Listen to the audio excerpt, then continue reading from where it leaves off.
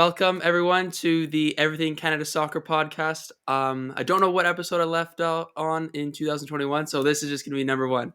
Fresh start and everything.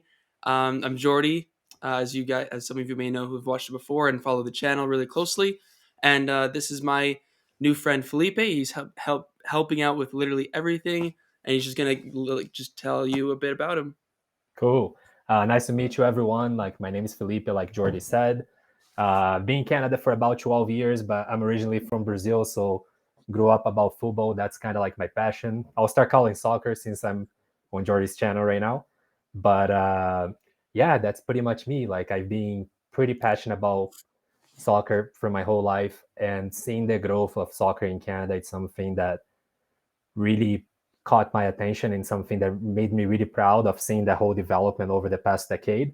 And that's why the reason it made me reach out to Jordy, because I seen the work that he was doing it, and I was like, hey, how can I help this out, right? So yeah, I hope you enjoy, and let's have some fun. Yeah, let's just dive straight into it. Just before we do, I just want to talk about what kind of the topics that we'll talk about in all the podcasts and in today's podcast. So this podcast is mostly for, as my name is Everything Canada Soccer. So this could be locally here in Canada. It could be the MLS teams as well. Also players on both the men's and women's team over in Europe or wherever else in the world. So just basically, this is the hub. If you want to know about anyone, this is where you come. So on today's menu is for our first topic, we're going to talk about the last weekend in the Canadian Premier League. Basically, break down games, talk about them, talk about specific players. We're going to talk about my power rankings that I posted this week, as the CPL posts their own, and as some people may know, they're shambolic to say the least. And then talk about the player of the week. We'll get to that. Second topic, we're going to quickly go over Fonzie, Jonathan David, and Richie Larea, their seasons and how they're doing so far. And then lastly, we're going to touch on a bit of a weekend preview, giving you guys a little bit of details on what's going on, as well as the Canadian Championship predictions. We'll kind of go over those and see what teams are. So, without further ado, let's get into the weekend's deal. So, we're going to start with Cavalry, as that is my team since I am based out in Calgary. I'll just put that out there. And I was actually able to go to this game. It's been the first game that I went to since we actually lost that infamous game where we lost against Pacific FC in the Canadian Championship. And oh boy, that was controversial. And with Yeah. a poor start to the season, as Felipe pointed out when we first were talking or whatever, um, we needed a win. We needed one. And within a minute and 15 seconds, Ali Musi, who's had an absolute fantastic start of the season, opens up the scoring. And not 20, 30 minutes later, Joe Mason, or I think it was Victor Latore, picked off a pass from them trying to play out the back because that's how Pacific plays. They love keeping possession. They picked him off, and Joe Mason was able to finish that off. And they were able to kind of get through the game, sort of thing. But yeah, Felipe, were you able to catch the game? Were you able to Yeah, see it? I watched more of the second half, so I missed Ali's goal, for example, but I was able to catch up on the highlights after on One Soccer, and it's exactly what we were speaking a couple of days ago. Like that win was a must, like the beginning of the season for Calvary, it's being a bit of a disappointing. So Mm-hmm. as I'm located in Calgary as well, so for me it's I'm embracing the team, and it's something that it's been kind of disappointing. And the end of the season with Pacific, it was really controversial. I feel like with the development of the CPL, we might start seeing VAR coming to Canada, and that would have helped situations like that to find out exactly what happened. Oh But yeah. at this stage, is something that, for the Pacific fans, they were pretty happy, but in your case, we're kind of upset. But looking Mm-hmm. at the game, I thought it was a good result. Pacific is a tough team. Marcos Bustos just won Best Player of the Month right now with the CPL. He's having a great starting of the season as well. So it was definitely something that the Calvary needed. Yeah. No, and James Merriman also won head coach of the month as well. So, Exactly. and if you take out that result, Pacific FC really deserved that. And I don't think this loss for Pacific will. I don't think they'll start a downward trend. I think they'll No. still play well. They still got best players in the league. They're Yeah. champions for a reason. They beat Forge from becoming three-peat champions, so which Yeah. was needed. And Like, the cool thing to watch, it's Pa left, like he went to the States, and the coaching styles, it looks like quite similar from last season. If you really watch the game, mhm, they actually seem to be actually more focused on the offense side of things, but their defense is still quite similar to last year. Not talking about players, talking about style. mhm, So I like it because that's one of the things. When a team win, you don't really want to change a lot of things. You want to kind of maintain the style. Of course, they lost players, mhm. some to Forge, some to other competitors like York, but they were able to keep up with that style that they were playing last season. So that's one of the things that I kind of enjoy about watching Pacific this season. Oh yeah, like if any new watchers or anything, if you're new to the CPL, if you wanna watch an attacking team, Pacific FC is who you watch. Them and probably Forge FC, who obviously are Absolutely. just a great team. Yep. If you wanna watch a defensive, rugged, physical team, you watch Cavalry, and that's kind of how Tommy's set up his team. Even when he coached the Foothills PDL team about 4 years ago. Now, COVID messes with my mental timeline, so it's kinda hard to remember all that, but, yeah, no, 4 years ago, it was sort of similar with the Foothills semi-professional team.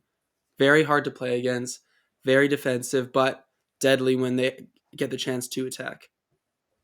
Cool. So, yeah, we're just gonna move on to the Halifax versus Edmonton game.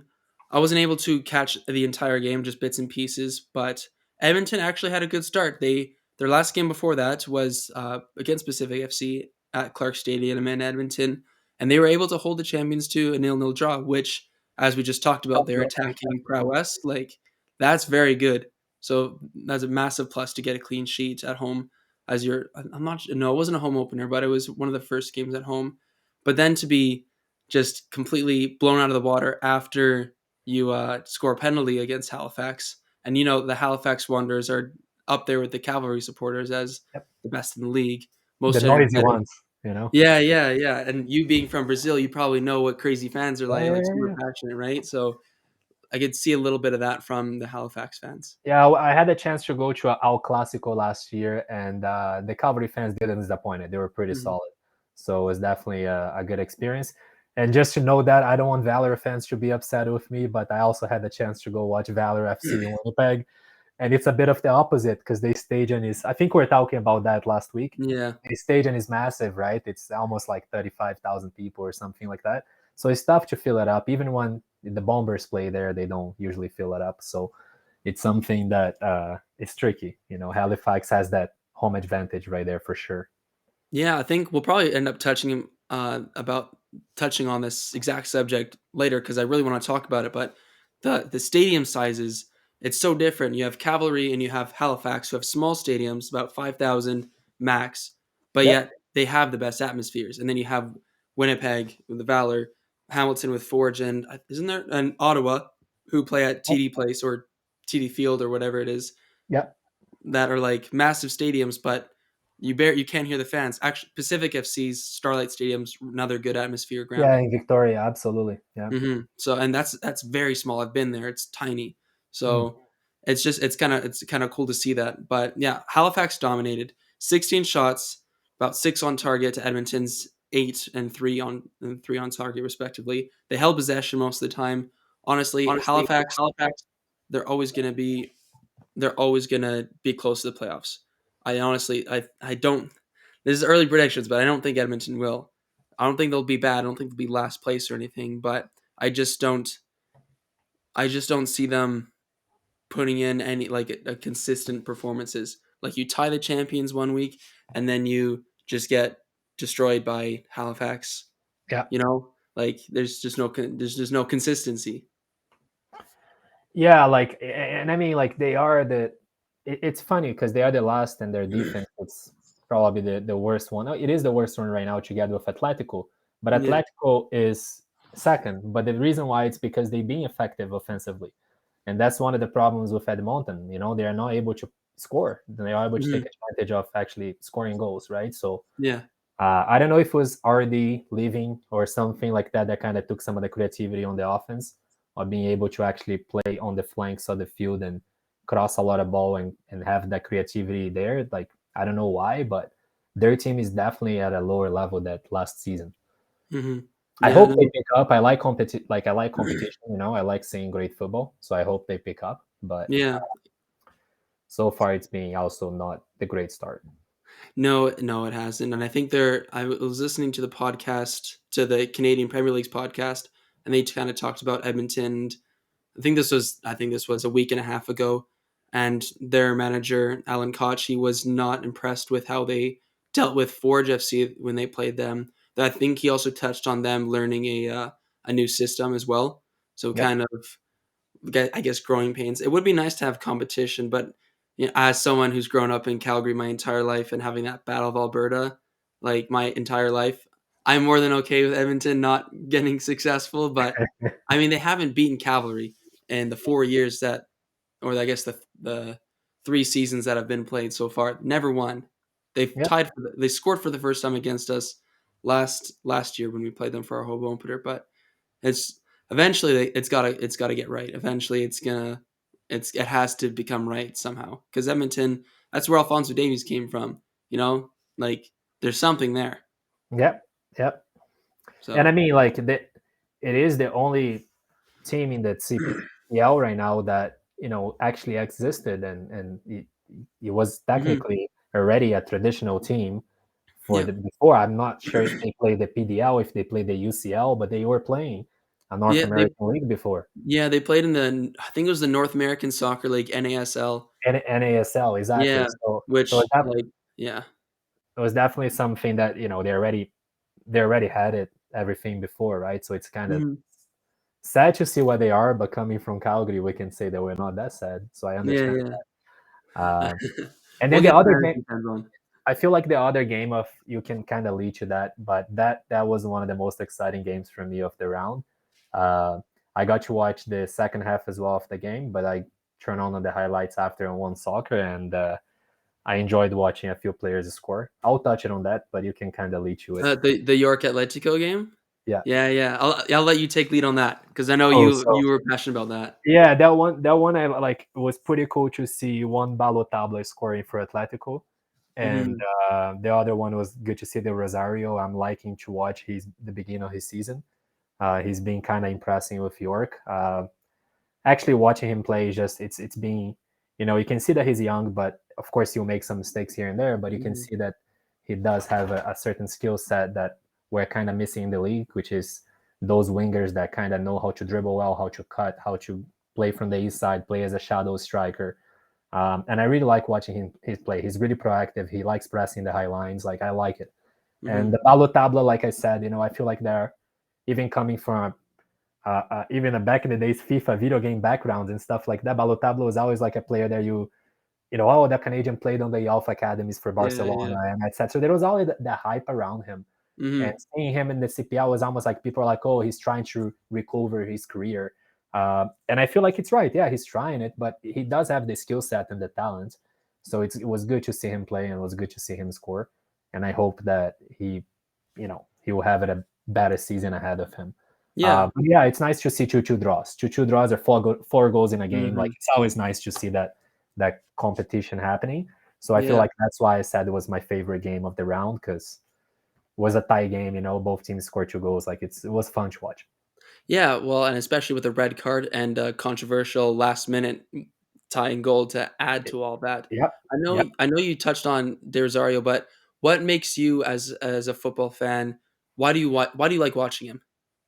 I just feel like I said, it's the skill set itself for like the CPL. Like when you see a lot of strikers or a lot of wingers, or like I said, a lot of midfielders that like to kind of be a maestro and build the Mhm. offense. I see a lot of physicality. I see great athletes, but when it comes like real technical football that you would see in a lot of Brazilians, for example, a lot of Mhm. Latin Americans, or even Bustos, which comes from a Chilean background, uh, that kind of skill set, it's sometimes missing. I like when you watch North American, even not from MLS standard, from CPL and etc. And I found that he does have that kind of like the skill set. You know what I mean? Mhm. Yeah. Uh, but like I said, he's still young. I feel like he has tons of develop. Another player that I found that has that skill set, which it's not playing the CPL, it's Buchanan, which we saw kind of Yes. flourish this season Yes. with Canada, which he went from being younger New England player to actually becoming a solid like right winger and playing on both Hmm. flanks for national. Like when Alphonso Davies was out, he was a key player. So I found it that that kind of skill set, it's something that I would love to keep seeing Canadian players developing.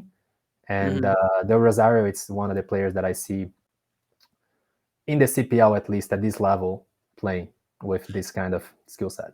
Yeah, no, you're right. Like all those things that you touched on, like yeah, the technicality is it's definitely not a Canadian or American thing. It's definitely from all the other continents. But you're seeing in terms of coaching programs, the more technical side is being taught a lot more, and you're starting to see that with Tejan Buchanan going over to Belgium and whatnot, and seeing that. But I'm gonna say a little maybe controversial. I don't know, but Alphonso Davies and Jonathan David are our two best players in Canada. Like Absolutely, absolutely. like easily. That like there's no argument there. Yep. I'd say third best would be Tejan Buchanan. And you could say, Yeah. oh, Mark Anthony Kay, or you can say Estacio. Bojan, Estacio's up whatever you there. want to say. Eustáquio But is being an amazing player for exactly. Canada. Yeah, I would say Buchanan's probably a third, but I would say technically, I think he has a lot more potential and uses his technical ability a lot more. Whenever I watch Jonathan David, and this isn't a knock or anything, it's just how what like the eye test is the ball gets knocked into him and he holds it up and he can try and get past, but it's more of his athletic ability and strength Yep. on the ball. That's why you have him. You don't have him to beat players. Even Alfonso Davies to an extent, you saw him in the MLS. He was used as a striker or a winger. That's because he was the fastest player in the league by Explosiveness. far. Like, I mean, look at his statistics in the Bundesliga alone. He's always the fastest player in the league every year. So he was able to coast on that for a while. And then when he went to Bayern, he was put on a weight training program and a nutrition program and a technical program in order to make him a super player, so to speak. So yeah. it's just kind of but I think Tajon already has that technical ability, and we've seen even in Edmonton in like the negative 10, 15 degrees that there was, he was still able to put it on a show Against Mexico, yeah. That was against. He was able to outplay Mexicans who are a bit more of a technical team. I mean, you absolutely. always when you like for those of you that play men's league or whatever, and you see older guys. I used to ref, so I would always ref old guys that were like a bit stockier, past their prime or whatever, and yet they could trap the ball would be coming from like 50 feet in the air. They'd stop it Yeah, dead. yeah, yeah. Like the technical ability of South Americans, Central Americans are just it's us North Americans. We don't have that. Like Well, I we don't mean, have that. like there are like in the end of the day, like I said, like there are. I feel like that with the evolution of football in North America, we're gonna see more and more athletes like that, right? Even Mhm, Alfonso Davis itself, like of course he's physically strong, like he's not like he is a strong player. mhm. He has that physical North American traditional port, but he does have the technicality too. He has the skill set. Mhm. Jonathan David, I agree with you. Like he relies a lot on his physicality, right? Mhm. And I truly feel. I think I was even mentioning that like he kind of had a bad second part of the season with Lille, Yeah, and I yeah. truly feel it's because Lille lost a lot of creativity on the midfielder to actually create for not just for him but for Yilmaz, which is a Yeah. Turkish striker that plays with him, and he relies a lot on that. You know what I mean? He's not gonna build a lot of the plays for himself. He's gonna position himself extremely well in the box and Yeah. score goals. Uh, Mhm. but Buchanan, I agree with you. He has the potential. He absolutely has the potential. And going back to Rosario, I think one of the interesting things to see, it's like he's not extremely tall, but he's tall. You know, he's Yeah. like about 185, 187 centimeters. Like that's like 6'2", no, 6'1", Yeah. right? But Yeah, same as someone Buchanan. curly. Buchanan is like 6 feet tall. So that's what I was trying to compete. And Buchanan also did some small, like he played as a winger. I think he plays Yeah. as right back before too a bit, right Yeah. midfielder, Yeah, but you he's can. also done center forward when he was playing on academy for New England. It wasn't something like common. He always plays on the right flank, but I think on transfer market you can kind of see that statistics Mhm. of how many games he played per position, Yeah. and that's Rosario. Rosario right now is a center forward, but I can definitely see him almost playing in each side on each corner of the flanks that if it's possible because he does have the skill set. But yeah, that's adding up to the question you asked about him. Yeah, little sidetrack. That's okay. We're just gonna go over now. We're since we would go have gone over Valor Forge, but it was delayed or postponed due to COVID reasons. So there's no point in going over that. So we're just going to go over the power rankings from me this week. Number one, actually, what do you think? Start with 1 or 11. If you were a listener, what would you want to hear about first? Like 11 all the way to first, sort of thing. I think let's start with the worst, right? Yeah. And Okay. we'll get Well, we've already ripped on them once, so I won't go into detail. But it's Edmonton. fair enough. Fair enough. Yeah, it's just not a great start for them. They're Yep. just inconsistent. We've already kind of talked about them, but they're the worst Canadian team right now. I am so sorry, Edmonton fans, but also not sorry because I'm from Calgary. Um, in 10th, moving down from 9th last week, is Vancouver Whitecaps. Now they did have a bye week, so that does have something to do with it. You can't move up a position on these power rankings when you have a bye week, but you can move down. Um, but that being said, they are 1-1-6. Um, so that's not good.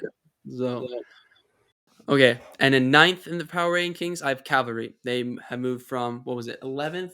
Yes, 11th. I just have a list over there, so it's kind of hard for me to see. I'm like, From who 11th. are you? I was like, who are you asking to? You know? Yeah, it's just Is just that my your my pro- producer over here. yeah, your producer there? There you go. Yeah, no, I just have a list from last week and this week, just how was my crazy mind figured out. But yeah, so 11th to 9th, a win against Pacific is easily enough to go more than two positions, but I just couldn't justify moving them ahead of like Forge, who are actually next because they have a bye week. So they do move down, I think, down three positions, which it's only because other teams played. This week's power rankings are messed up. So that's the reason why they're in 8th. They'll be back up. Take it with a grain of salt. Toronto FC have moved down to 7th, and it's looking like they're going to keep moving down because they just are horrible. Just absolutely horrible this season. They need to figure out where they're doing because then it's just going to be repeat like last season where they won where they just capitulated and just have no direction. They won the league what? Not even 3 years ago, 4 years ago, Oh, five? no, no, no. 4 or Within the 5 last years half ago. Yeah. decade, Yeah. and they're now the almost objectively the worst team in the league. So don't know what's going on there in the background. Valor moved down to 6th. They'll be back up again by week. Um, I put York and Ottawa at 4th and 5th respectively because of their amazing 2-2 draw. Both of them deserve to move up, so they all moved up together. Pacific FC moved down from 1st to 3rd because, again, a 0-0 draw against one of the worst teams in the CPL, and then a 2-0 loss away to Cavalry. It's not too bad because Cavalries are a very tough opposition, but they don't deserve first. And second, I have Halifax Wanderers, which they deserve. They are picking up some form, and they'll be really good these next coming weeks, depending on how they handle their schedule and traveling. Because Halifax is far, so that's a lot of travel on their legs. They could see a really good run of form that could almost not cement their place in the playoffs, but put them in a good position too. And then lastly, again, for the second time this season, Club de Football Montreal are up at the first position because they are easily the best team in the Canadian and Canada right now. Like, I don't know if you have an opinion on that, but I just easily see them as first. No, I think you're muted. Sorry. No, Even in good, roster, good. even looking at the roster as well, and then performance wise, I agree with you. I feel like they are. Hmm. If I'm recorded, they made to the quarterfinals of the CONCACAF Champions League, or I believe it Yeah, was yeah, quarterfinals. yeah. Quarters. So yeah, like definitely a team that it's out there. Quite a few players now, but you have Kamal Miller, you have Johnston, you have Hmm. Piet, some Piet. I don't know how to say the Yeah, French part. yet. Piet. Yeah. So you have all of those players that play on the national level. So yeah, truly a player. And I don't know if you watch it or you had the chance to watch Kone, like the kid that's being kind of is that his name Kone? I believe it's Kone in the When- Ivory. He's from Ivory Coast, but he's 17, 18. Yeah. He's playing for Montreal. He's a good kid to watch as well. So I Yeah, think yeah, yeah. I remember him now.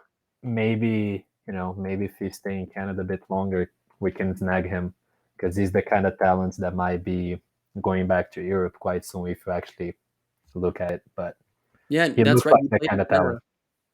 Yeah, yeah, he did, and he Yeah. also has the option to play for Ivory Coast.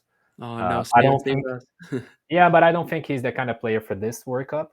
Too Yeah. young, not mature 2026. yet. But 2026, he might be the kind. I mean, might grow. Of course, he has tons to develop, but he might grow into Mhm. that player. Yeah, because he's an attacker if my memory serves me, or was he a midfielder? I think he's an attacker. I think he's an attacker, and he does play as a winger. Okay. Ismael Kone. It's his first name and last name, right? Ismail, yeah. So he plays as a midfielder, but he's physically strong. He wore number 6 on like national team for Canada in Youth Academy. So Okay, he so plays usually as yeah. like left midfielder, left flank kind of thing. Yeah, okay. Um, but yeah, he plays more as a CM kind of position right now. Which, in all honesty, like this World Cup, we're fine for like central midfielders, but in the next 1 in 4 years, that's gonna be a trouble position. Kind of like now, we'll go Yep. just go over it just for a second. Right now, our problem position, I'd probably say is center back. Now, I Yep. love Kamal Miller and Vittoria. They can do their jobs perfectly fine. I mean, they got us to a World Cup, but Yep. we need that solid player. You know, we have Davies on the left, we have Jonathan David up top, we have Estacio in the middle, but we don't have that rock at the back. You know what I mean? Yep. And it's a position that, like, I mean, even Kamal Miller, like, it's tough to find a defender, a CB that has really good skills and it's left-footed. So that's really Yeah, good, especially for a team like Canada right now. That's not a team that, like, it's a team that likes to put the ball on the ground and then pass to pass and actually play yeah, good football. So Kamal Miller it's a good defender to have because you can put him on the left side of the defense and he can always, help with counterattacks and then doing long passes and short passes, like positioning himself on the left side of the field. He's, mm, in my opinion, his problem is size. He's a really short defender for international level of football. If you're gonna mm-hmm. look at the defenders from Germany, from Italy, or even from a team like Morocco that we're gonna play in the World Cup, Mm-hmm. they're physically strong, right? They're tall. Yeah, Like Kamal Miller is probably 5'10", 5'9". He's not yeah. like a tall defender. And when it comes about what's the other defender where you mentioned the name? Vittoria. Vittoria. Yeah, He's aging, right? So I don't know if he'll play hmm the 2026 World Cup. Same as exactly. Atiba Hutchinson, could sometimes Yeah, play. he'll probably retire after the World Cup here. Absolutely, and he plays almost as an anchor sometimes, like right in front of the defense line, Yeah. helping as well, doing the combat. So I feel like yes, that's definitely. I agree with you. It's hmm definitely a position that we are struggling, that we will need to kind of have some talent coming up, like guys like Scott Kennedy that's playing Yeah. Germany right now. Like those players, like I'm putting my hopes on them. You know what I mean? That they will develop enough a good level to be in the next World Cup and help us. So Yeah. we're No. naturally qualified to the next World Cup. Yeah. Yeah. Yeah. No, Seriously. actually, I don't know. That might be something that FIFA changed. I Ah, actually might I be wrong. really hope not. I mean, but since all host countries, they always do, but since it's split, actually, at first I'd be like, since it's a split World Cup, maybe they might change that rule. But they're also, if you remember, they're expanding the World Cup and the number of teams that are going to be in it. Yes, correct. So Yep. they might actually still allow us three to qualify, and then there'll just be less Yep. teams to qualify And for like Central they America. even debating for this World Cup to have more players. They usually have 23 players, and where you put it two Yeah, teams of 11 and then three goalies, right? Like yeah, that's oh no, I mean two yeah, teams of 11 a goalie and then an extra goalie. That's yeah, usually yeah. how it goes. But they're hmm debating on allowing, I think, 26 or 27 athletes. That's kind of like in the talks. It's not nailed down. I I would feel hope like so. I would hope so too, because that's how you can bring young talent that might not get a lot of minutes, but they can get that experience and that they can get that anxiety. It's Exactly. not going to be there anymore in 2026. They already have that behind their back. So hmm I really feel that will be the way to go. But we'll see. We'll see how what FIFA determines. Right? They're kind of making tests with this Qatar World Cup, so we'll see how Yeah. it goes. Yeah. Okay. So we're just gonna Cool. go on to our second topic to brush on Jonathan David and Richie Larea. So for Jonathan David, if everyone remembers, beginning of the season, he was the most talked about striker in Europe. He was the hottest. Absolutely. Obviously, French league, but it's still a top 5 league. He Yep. scored 12 in the first 19 of the league games, which is absolutely fantastic, especially for a Canadian. Like that's massive. We've never had a striker that clinical ever. Not that I can remember in my lifetime at all. And but sadly, in his last 16 league games, he's only registered one goal, which is something that I could maybe do. Not saying that, but I would bet him in 16 league games, throw me up front. I'm thinking I could maybe tip one in or get something going. So he's just going through a bad batch. What do you think the problem is, Felipe? I think it's the team itself. Like, let's be honest. Like, Lille won the French league last year. Like, that was out of this world. Like, when you have a team like PSG on a league like French league, Hmm. it's almost like 9 out of 10 times they're gonna win it, right? Yeah. And Lille was able to kind of take Hmm. the trophy, and Jonathan David had a big part on that. But what happens in France when a team does win and it's not PSG is the next season they will lose a lot of players, right? That's just the way it Yeah. is. They're not able to hold them. Even Lille had an experience like that with Hazard, which he plays for Real Right. Madrid Yeah. nowadays. He actually came That's a from good Lille, point. and Lille had a really good season, and then boom, he left to Chelsea.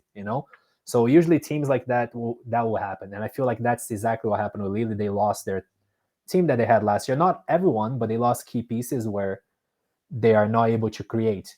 And for a player like Jonathan David, you do need to create. So I truly feel that if you put him in a team that has, like, if you put him on a team like Olympique de Marseille or Lyon, which have great midfielders, he would be able to. He would score. He wouldn't go 16 games without scoring. I don't know the numbers you said, but he Yeah. wouldn't Yeah. score one goal out of 16 games on his last games. Like, he would definitely have some people creating for him. But at Lille, that's not the case. I think Lille's placed 10 or 11 on the French league. I think they're 11th. Yeah. So, like, that's 11 places or 10 place spots down from what they won or where they finished last season, right? They're not even going to Europa League or not even to No. The the, Conference League. the Conference League. So they're not even going to anywhere, and Yeah. they were in the Champions League this season, right? So you can see that the level changed it. So I don't blame Jonathan David. You know what I mean? Like, Hmm. I feel like players like him, they people have a clear vision of his skill set. The only thing I think it will happen is it will decrease his value for the season. Like, so Yeah. the people are talk about rumors of him leaving since last window. Yeah. So I don't think people will be willing to pay 75 million euros, 80 million euros on him right now. I think he will be on the range of 20 to 45 million. That will kind of be the range of someone paying that kind of money for him, which Yeah. I'll be honest is still a lot of money for Yeah. a No. young It's footballer. yeah. So It's all relative, right? Ever since that Neymar transfer, everything's been gone. But I think, in my honest opinion, I think it's actually a good thing, like a blessing in disguise, because before he was getting rated at 70 million, and no one's gonna. Let's be honest, no one's gonna pay 70 million pound for a Canadian striker that's only played in the French league, right? yeah, So I think if with this goal drought, his market value's definitely gone down, but that might allow a team like a West Ham or like an Aston Villa, that sort of like level of team, to come and pick him yeah. up, who have a bit more creativity. Like, for example, if Jesse Lingard was able to go back to West Ham from Manchester United since his contract is running out, and they were able to plug in Jonathan David, you can't tell me that Lingard and Suchek and Oh Declan no, Rice and all these guys absolutely. wouldn't be able to Yeah. help him more than Lille. Or same as even if you go to a team like Newcastle that has enough, Yeah, investments right now. Like, they got Bruno Guimarães from Lyon, which is he plays for Brazil national team. He's a bench for usually Fabinho from Liverpool. So yeah, it's yeah, his bench, or Casemiro. He plays bench for those players. But they also got Trippier, which is a good right back, and then they got quite a few other players that can create. So I just feel like, and they're gonna invest heavy the transfer window by the way it yeah, looks. That could be another option. I think the Premier League, yeah, it is his kind of game, yeah, especially yeah. because of his size. And maybe Italian league, I don't see his game being, or maybe German league as well. Italian league not as much, but Spanish league is definitely not for him, in my opinion. Uh, Yeah. and I want him to leave the French league because, like I said, I don't think he's the player that will fit PSG.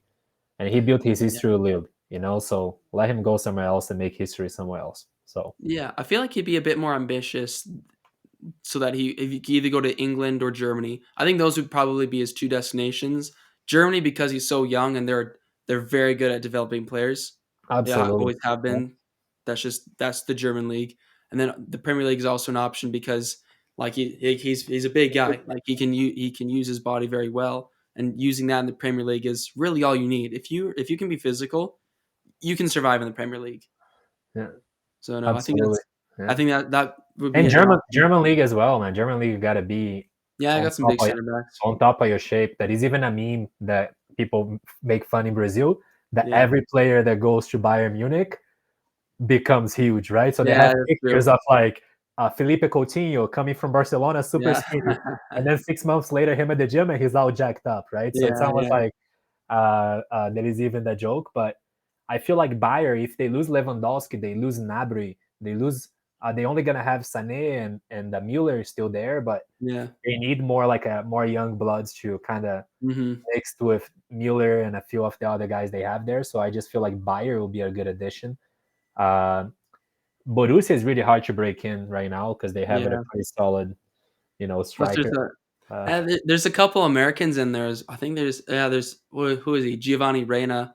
Giovanni He's, Reina, Joe yeah, Reina. Yeah, yeah, yeah. yeah. He's good. And Jonathan David, even though he's plays for Canada, he was actually born in New York. I think he's New Jersey. So like, have a little maybe like a slight connection there. I know I'm just Yeah. spitballing, but yeah. Anyway, we can move past Jonathan David. He's probably gonna move. We all hope he moves because Lille, it's great. He won the title, but okay, now it's time to move on and actually Yeah, we kick want to on. see him on Champions League scoring goals and growing, Exactly, and right? he So probably does too. So yeah. So now we're gonna move on to another player that may be slightly underperforming in Richie Larea, moving to Nottingham Forest. Nottingham Forest. Yeah. So and on I paper, you go ahead. You go ahead. no, go ahead, Jordy. You Yeah. take Okay. lead on that. Too Yeah, nice here. This is a Canadian podcast because everyone's like, "Oh, go ahead, be nice." go Yeah. ahead. Thank you. Yeah, Yeah. sorry, Yeah. sorry. Yes. Yeah. So he came from Toronto, disappointing season, but still a standout player. Most of his playing was done with Canada for the most part up until he got that transfer to Nottingham Forest. And with Canada, as we all know, he plays amazing. He's week in, week out. You can rely on him. Right back, Left right back, wing back, left exactly. wing back. If you need him to fill out on a center back position for a couple minutes, he can do it. That's him. But sadly, as he went over to a team that was performing well on the turn of the year, Nottingham Forest just started going on a tear, Yep. led by James Garner from it, who's from the Manchester United Youth Academy on loan. The right back, who's that right back on Nottingham Forest? I forget because he's keeping him on the bench right now. Yeah, he's one of those British players that born in Jamaica. You know what I mean? Yeah, yeah, I yeah, forgot his name, but it's a player that's Jamaican but has a British nationality. I just really forgot his name right now. But yeah, he broke in. yeah, He broke into the team. Like he was an addition to the team in the. If he wasn't in the winter window, was in the beginning of the season, yeah, and he broke into the team. He played quite a few good games, and I feel like there is two reasons why Richie didn't break inside the team. One of them is if you like, that's one of the things I actually enjoy watching the championship. Sometimes, not always, and I watch actually. I think yeah, was a game Nottingham Forest and Fulham. Um, yeah, they play on a 3-5-2 with really good ball like defensive midfielders on the defensive, like in front of the three defenders. So a lot of the wingers, they almost play as a wing, like offensive winger. They don't play yeah, as a left back and right back. And Richie has that energy that he's good attacking, but he's good coming back and yeah, helping the yeah, defensive line and etc.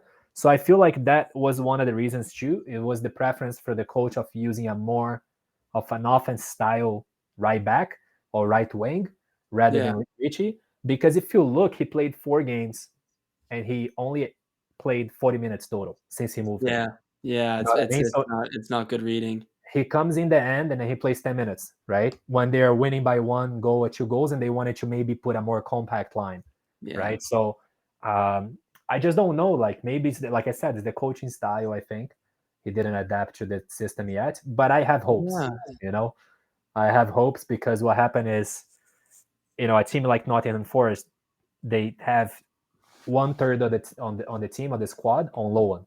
So what happens mm, in a new season is they have to take a bunch of players on loan again. But they're in third right now, so they might actually go to the Premier League because they're playing the playoff kind of to qualify Yeah, for the Premier League. yeah, So if yeah, that happens, they will like lose some players, gain some players, and they could be analyzing Richie as a way that you can actually keep him on the right back, right?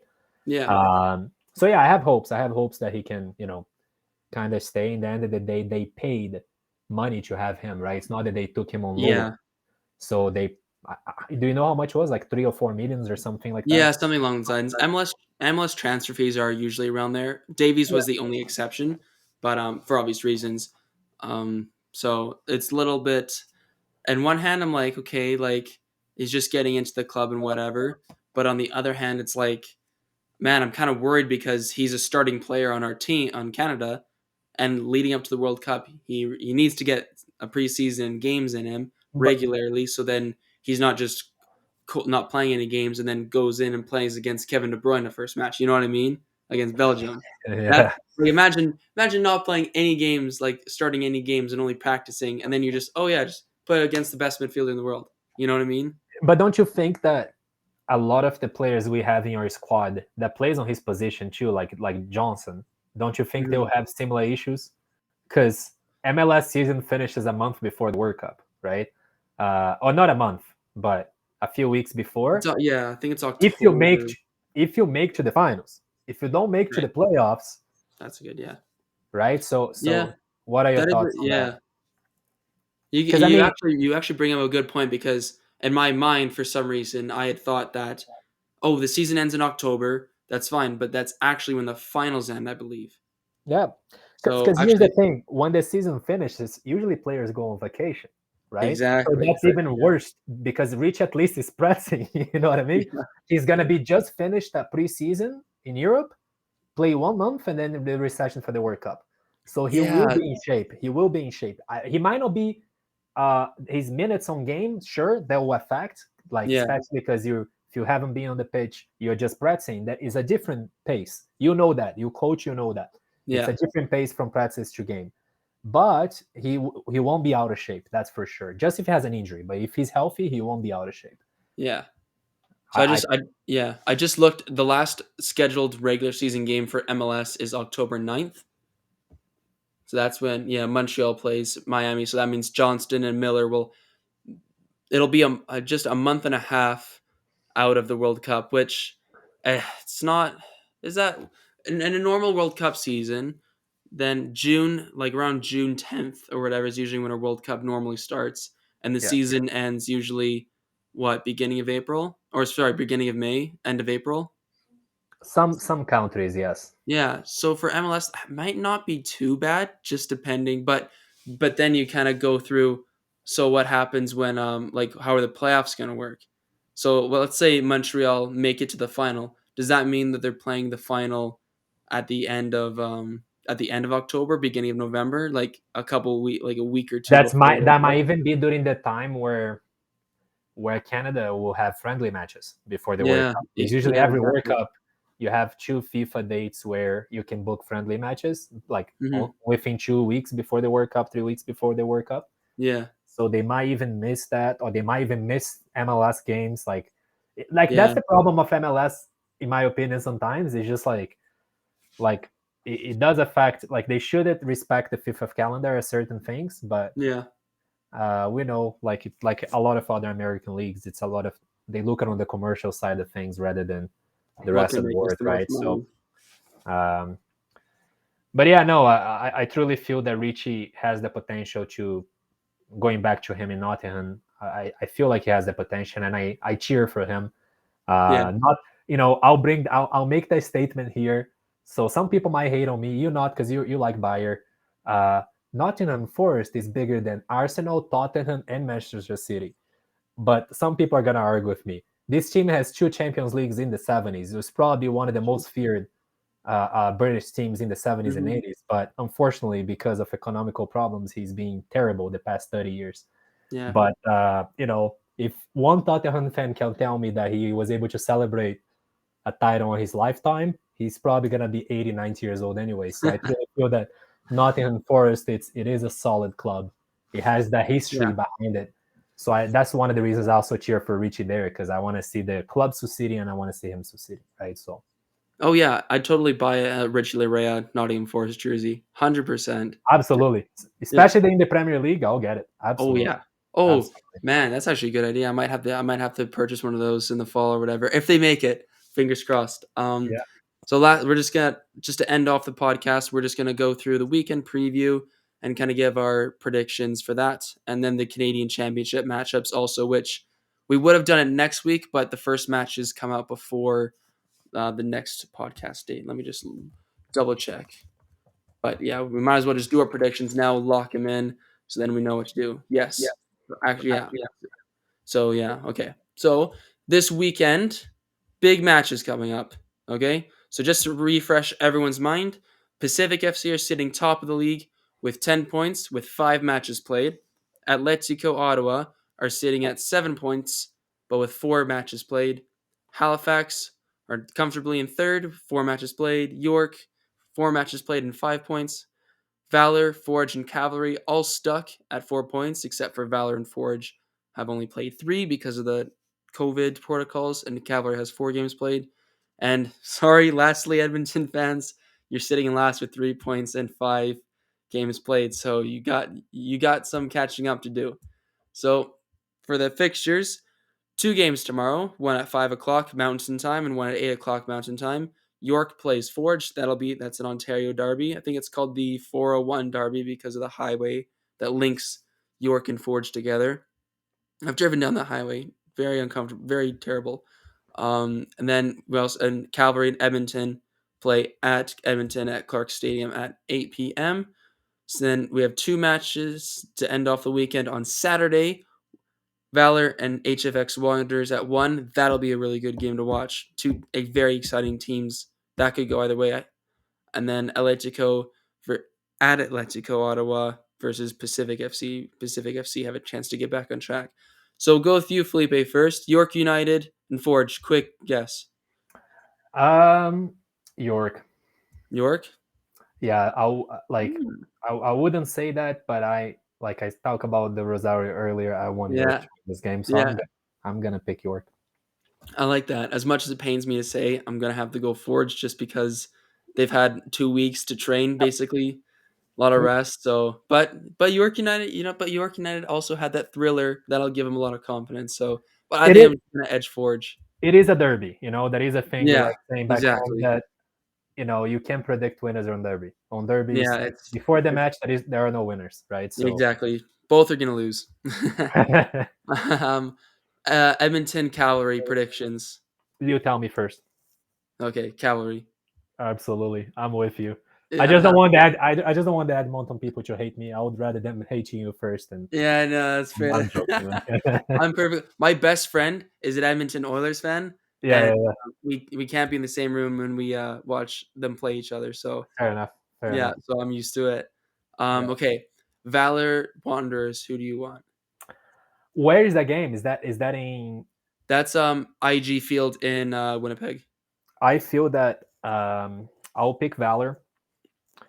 Riga had a really good week, like Alessandro. I don't know how to say his last name, if it's Rigi or Rigi. Yeah, Had yeah, a really good Alessandro week a few Righi. weeks Yeah, ago. They also postponed their game this last week, so they did had an extra that's week right. Yeah, resting and practicing it. So I will go for Valor. And Wanderers had a long week, had a tough game. Like of course, it wasn't a tough game. They played really well, yeah, but that's why I'm gonna pick Valor. yeah. I'm actually gonna pick Valor, but for a different reason. Last season when the first 7 games were played behind closed doors and everything just because of COVID or whatever. They Yep. played at Winnipeg because it was central, easiest to travel to, cheapest or whatever. And they Hmm. won, what was it, 6 out of those 7 games or something like that. Like they got 18 points out of their first 7 games, and then they fell off after that. But I think something about that field they just love. So I'm gonna go Valor as well. Don't And get me then wrong. The field is really good. yeah, because you Uh, did you say you've been there before, right? I've been there quite a few times, even on the. I don't know if you remember, but a few years ago, I think it was 5 years ago, 6 years ago, there was the FIFA Women's World Cup. Right. So Yeah. Yeah. I got to watch the U.S. playing Sweden there, Japan. So it was quite like, I don't know if you know who's Hope Solo, the goalie from back Yeah. in Yeah. the day. No hope. Yeah. Yeah, she was the goalie for U.S. Rapinoe that we all know from Yeah, yeah, the US. So Rapinoe. yeah, so it's definitely a good stadium in terms of infrastructure, in terms to get there. Was built for during the World Cup time, so it was relatively a new stadium. Oh yeah. And the field, it's a field that they use for University of Manitoba for the Bombers, so the field is really Oh well yeah. maintained. It is turf, it's not real Mm, grass, but it is good. You know what I mean? It is definitely yeah. a good field. Yeah, no, I remember the World Cup. I watched it in Edmonton and back in 2015. Yeah. I watched us tie 0-0 to New Zealand. Okay. Yeah. Yeah. Yeah. Yeah, the only thing I remember from that game was New Zealand had a penalty and they hit the crossbar on our side. So Great just game. yeah, yeah, no, fantastic game. Excited. Lastly, predictions for Atletico Ottawa versus Pacific in Ottawa. I'll go for Pacific. Mm, I'll dang. go for Pacific. I like. Here's the thing. As far as I'm cheering for Calvary, of course, I would not want it to pick Pacific, but Hmm. they're leading it. They lost this last game. I don't see this team being the kind of team at the level they're playing at losing 2 or 3 games in a row. Yeah, I think they're not going to lose this game. So it could be a tie. It could be yeah. a tie, but I'm going to pick Pacific. Dang. I have a soft spot for Pacific because I lived on the island for a bit. Okay. They're like my second team, but I can't. I don't know. Their For branding my is really heart. good too. Their jersey this year, that Oh third no, the uniform, the jersey's black. so nice. I like it a lot. So like Uh, I like the club too. Like don't get me wrong, but I'm gonna say it's a tie. I think Atletico Ottawa just hold them off enough. I think it'll be like a 1-1 or something like that. cool. Just because they got smashed or whatever, like away from home by Valor, then they were able to fight back against York. They did have that late collapse, so I think there's going to be something said during training. I think they're just going to get it together against the top team in the league and stay up there. So I'm going to say a draw between those two because I can't pick.